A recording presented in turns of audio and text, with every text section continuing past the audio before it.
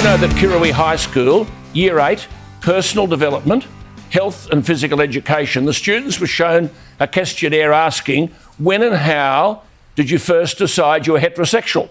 13-year-old girls and boys. It's creepy stuff. Or, to whom have you disclosed your heterosexual tendencies? Do you know about this? Yeah, I did say that, Alan, and I think that's really, disappointing. That shouldn't be in a classroom. But what have you done? What have you done? When that was brought to my... Yeah, so that obviously that material has been removed from that classroom. We've got very strong rules around... Did you speak? Did someone speak to that school? Curriculum. None of that's in the curriculum. I know that. So the Safe Schools program, Minister, has been abolished in New South Wales. Why would Oberon High be distributing Safe Schools program guides and other gender fluidity material to staff? Why would they? Well, they shouldn't be doing it. It's clearly in breach of that policy. You're right. I know that. But what are you doing about it? Yeah. What are you doing about it? Well, obviously, Alan, we've got very clear guidelines to schools. That sort of behaviour is not acceptable. Those sort of information shouldn't be going out to our students. I agree with you. It's not good enough. But why don't you pick up the phone? Make sure that there are ramifications for that. Why don't you pick up the phone and talk to the principal of Oberon High tomorrow? Yeah, I mean, as I said, obviously we need to stop schools who are doing the wrong thing and sending out and using material this is happening that's on not your acceptable. watch. It's not acceptable. But it's not. I know it's not. Well, I think, Alan, I mean, is it appropriate that Wallacia Public School had a Wear It Purple Day and the school and your Department of Education labelled infants and primary students in photographs as young rainbow people, 5-year-olds? Well, I think with that example, Alan, I mean, obviously schools, have certain days reflecting their local communities. I'm not aware of any complaints from parents about that particular one, and I think some of those families do identify in that way. Welcome to the Lyle Shelton Show. A lot to get through today, but I want to start off with some comments on what you've just seen and heard.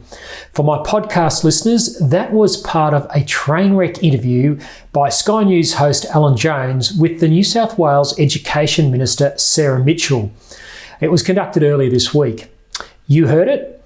The so-called Safe Schools program is supposed to have been abolished, but New South Wales schools are awash with rainbow, gender-fluid materials and programs. This thing, like a multi-headed hydra, you chop it off and it grows again. Sarah Mitchell clearly has no control over what is happening on her watch, but more seriously, it seems like her heart is not in it. The tell in this interview was at the end of this clip where instead of saying the so-called Wear It Purple Day at Wallacia Public School was inappropriate and should not have gone ahead, she defended it. Now, children should not be co-opted to be rainbow allies for harmful gender-fluid ideology. This is a Nationals minister supporting gender fluidity and same-sex indoctrination of 5-year-olds. So what if some of the families at the school identify in this way? The rest of the school community should not be forced to celebrate a radical LGBTIQA+ worldview under the threat of being labelled bigots if they disagree. This is the same New South Wales National Party which helped facilitate the 2019 abortion to birth laws. How is all this happening under a coalition government? Well, speaking of toddlers and indoctrinating them, you'll find this next children's video shocking for its insidiousness. Children as young as 2 are now being inducted into the sexualised, gender-confused world of lesbian, gay, bisexual, transgender and queer culture. If our society cared about children, alarm bells would be loudly clanging. But we don't, and the popular Blue's Clues animation features an LGBTIQ drag queen indoctrinating children into homosexual and transgender concepts, singing about a pride parade complete with transgender, lesbian, non-binary and homosexual role models. The drag queen guides toddlers to the radical sexual libertarianism of the Mardi Gras. Take a look. Hey, Blue, look at all these families. Hi, families. It's time for a pride parade. Families marching one by one, hurrah, hurrah. Families marching one by one, hurrah, hurrah. This family has 2 mommies, they love each each other so proudly, and they all go marching in the big parade. Families marching 2 by 2, hurrah, hurrah. Families marching 2 by 2, hurrah, hurrah. This family has 2 daddies, they love each other so proudly, and they all go marching in the big parade. Come on, friend! Now, sure, all the kids see are colourful animations of friendly animals waving rainbow flags, but their drag queen hero is guiding our children through the apparently wonderful world of lesbian crocodile mummies, homosexual bear daddies, non-binary dolphins, and transgender beavers. The kids are taught that these are normal family configurations. They are not. It is not normal or ethical for 2 men to deny a child the love of their mother. 2 women don't have the right to rob a child of her or his father. And why are 2-year-olds taught by transgender beavers that they might have been born in the wrong body? This latest video from Blue's Clues steers children towards rainbow medicalised gender treatment, which can leave them permanently scarred and infertile. No mother in your life? No problem. Just wave a rainbow flag at the Pride Parade because love is love. But the catchy tune, colourful animals, rainbow flags, and friendly, loving drag queen make it all seem so much fun, until it's not. Somehow we have to harness creative tools to fight back with the truth, the beauty and the goodness of the natural family. The one where the fruit of a mother and father's love is children who grow up secure, flourishing, and loving their bodies because of the gender diversity and the complementarity that only the natural family provides. Currently, creative energy is being cleverly harnessed to fill impressionable young minds with lies. Now, just when you thought today's show couldn't get any more shocking, brace yourself for this. The United Nations thinks pornography is fine for children and that blocking it would infringe their human rights. I kid you not. The shocking claims were made in a report published by the UN Children's Fund, UNICEF, and exposed on the 13th of May last month by the Centre for Family and Human Rights, CFAM, which is a pro-family lobby group at the United Nations. Shortly afterwards, the report entitled Digital Age Assurance Tools and Children's Rights Online was taken down from UNICEF's website. Surprise, surprise. According to CFAM, it reappeared a few days later with the controversial bits about children's access to porn scrubbed. However, this was not before CFAM discovered that the UN was arguing against age verification mechanisms to protect children from accessing harmful content online, because that would deny children access to vital sexuality education. We must never forget that the so-called Safe Schools LGBTIQA+ gender fluid program was first promoted globally by the UN under the guise of comprehensive sexuality education. CFAM reported the following, and take a listen to this carefully. I'll quote from their report. The UNICEF report even claims that not all sexually explicit content qualifies as pornography. The report proposes a graded scale to help classify what pornography would be suitable for children of different age groups to view. The UNICEF report proposes that differences in individual children's level of maturity and evolving capacities would come into play when creating an age rating system for regulating child access to sexually explicit content. Child access to sexually explicit content. There's something wrong there. The purpose of the graded scale, according to the report, is ostensibly to prevent infringement of a child's right to access beneficial sexually explicit materials such as sexual and reproductive health information, including resources for LGBTQ education. Now there's a tell right there. Kids, according to the UN, need to access pornography for LGBTQ education. Indoctrination might be a better word. Again, remember that the leaders of the same-sex marriage campaign said LGBTIQA+ indoctrination of children would not be a consequence. They lied. You can see that the UN's worldview, bowing to the LGBTIQA+ political lobby, is one of children's rights trumping their parents' wishes when it comes to accessing porn online. The UN is a desperately sick organisation, and Australia should cut back its funding and demand it stops pushing harmful radical agendas.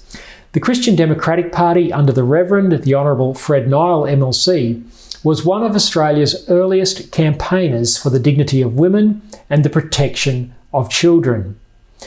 We will continue to use our voice in the New South Wales Parliament to fight the porn trade and its allies at the UN and elsewhere.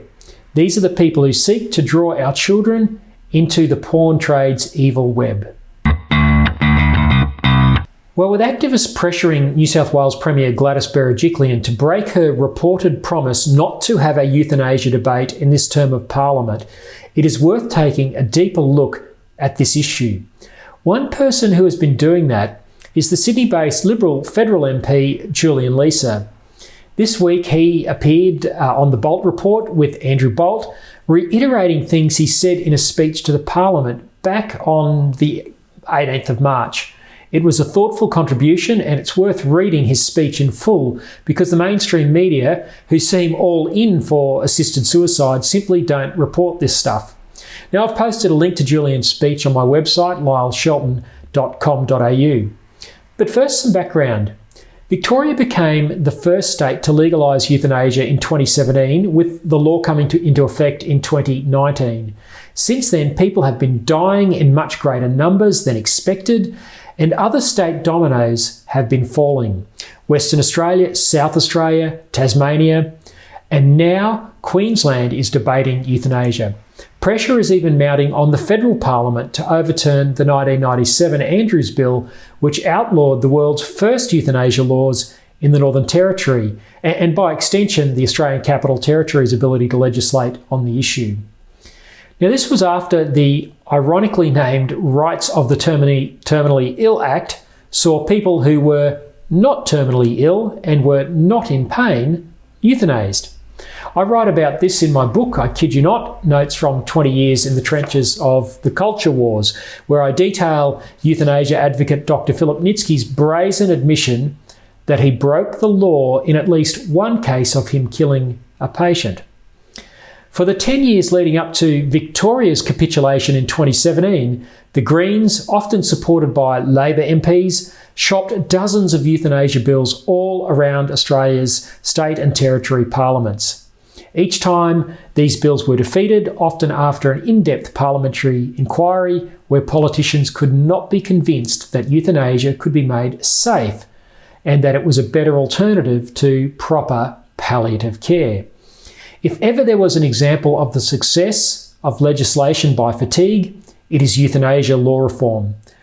Sadly, the dam has burst, and the radical left and the libertarian right have Berejiklian in their sights, believing her government, which is dominated by so-called moderates, to be ripe for the picking.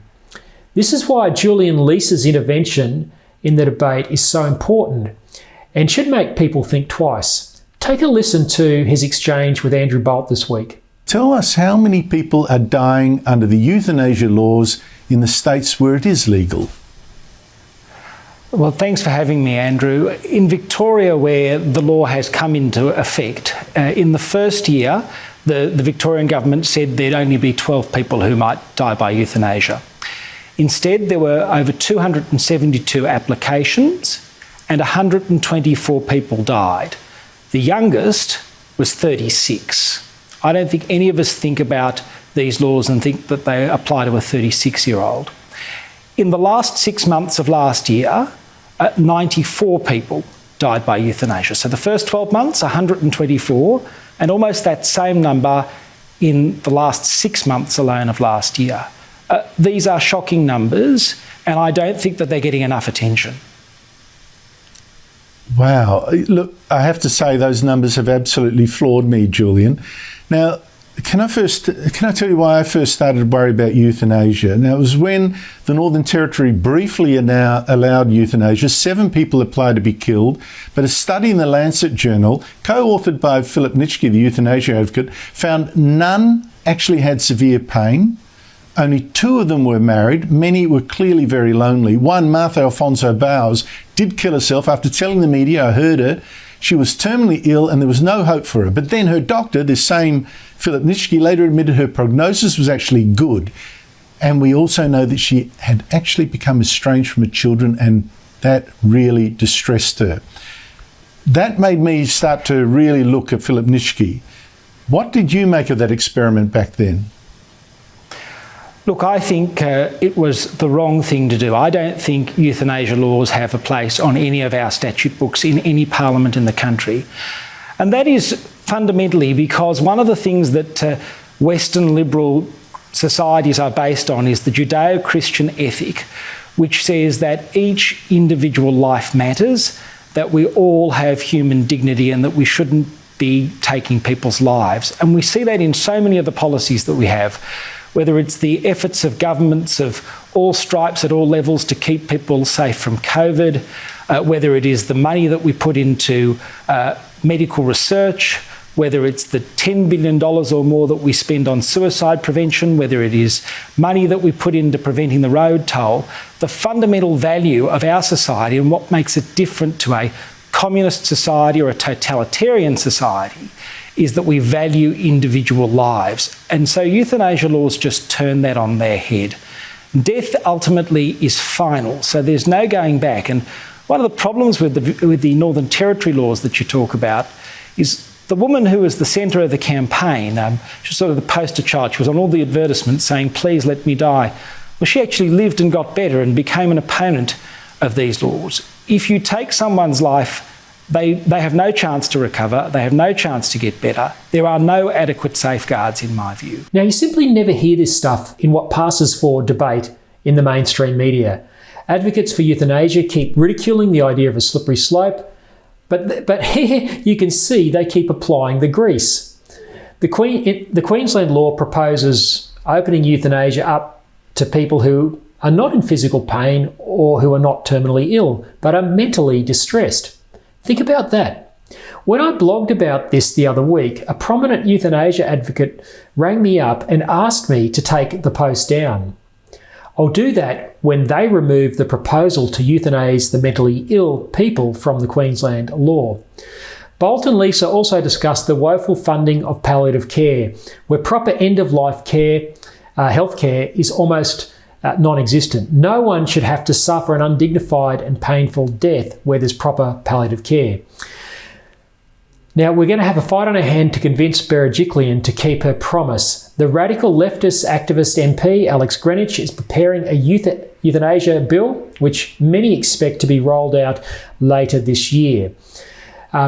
Greenwich, of course, was one of the leaders of the same-sex marriage campaign, where they lied about the consequences, and they're doing a similar thing about the consequences of euthanasia. The Christian Democratic Party will play its part from the inside of Parliament. We'll need your help in raising your voice from the outside. Stay tuned for this important debate. Well, is Joe Biden the most anti-life president in US history? It seems so. He has again set aside his supposed Catholic ethics, this time to allow taxpayer funding for abortion in the US. The president this week dropped the Hyde Amendment, which for decades has banned the use of government money to kill unborn children. The Hyde Amendment was first passed in 1976 and has enjoyed bipartisan support by both Republicans and Democrats. Here in Australia, our compulsory Medicare levy has meant that even those of us who object to the killing of unborn babies are forced to pay for it. Biden is bringing America into line with Australia, sadly. The CDP opposes abortion because it takes the life of an unborn child and causes harm to the child's mother. New South Wales recently legalised abortion all the way to birth, even when there is a healthy mother and a healthy baby. The Reverend Honourable Fred Nile has introduced a bill to repeal this legislation, but sadly abortion to birth is supported by Labor, Liberal, Nationals and the Greens. Now, Joe Biden has cemented himself as the most anti-life president in America's history. I wonder if Pope Francis is regretting his tacit endorsement of Biden. Although forcing taxpayers to pay for abortion was a campaign promise, so the Pope should not have been surprised. Well, that's it for the Lyle Shelton Show for this week. Don't forget you can order my book, I kid you not, Notes from 20 Years in the Trenches of the Culture Wars from lyleshelton.com.au. Plenty of other great material available there as well. It is so important that we understand how the radical left uses politics to undermine the Australian way of life. My book is a behind-the-scenes look at how they get away with it. Now, if you'd like to join the Christian Democratic Party, please go to cdp.org.au and click on Join. We need people who will get in the arena with us. Don't forget to share this content, help spread the word so more of our fellow Australians can understand what is really going on. Well, thanks again for your company. Until next week, God bless. The Lyle Shelton Show is a production of The Good Source, hosted by Lyle Shelton. To watch, listen to, or read more content without the SJW PC fact filter, visit goodsource.news. Good, SAUCE.news. Become a Good Source supporter for exclusive access to live and unedited interview recordings, including the conversations before and after the show.